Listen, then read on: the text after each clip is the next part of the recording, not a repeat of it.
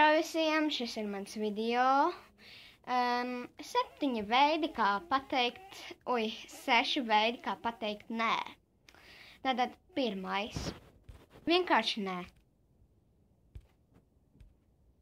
Iziesim ārā pastaigāt? Nu?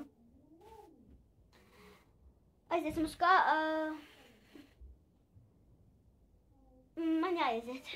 Jā. Es varu aiziet uz tualeti. Es paprasīšu mamma. Ātrāk, jā. Jā.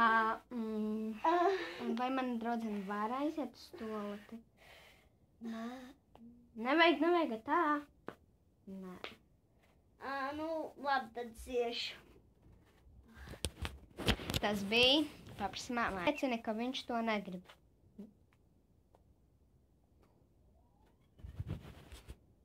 Aiziesim pabraukāties.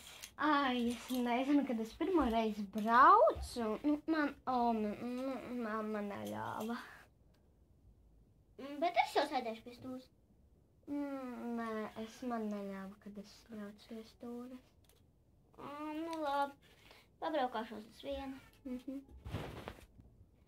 Varbūt tās mēs varētu aiziet uz kafejnīcu un tā kaut kur. Mēs varētu aiziet un mēs varētu kaut ko ieēst un tad mēs varētu aiziet pastaigāties. Ko teiks?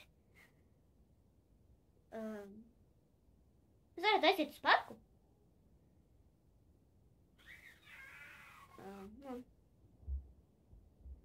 Tas bija vienkārši klausies. Uz krēslas!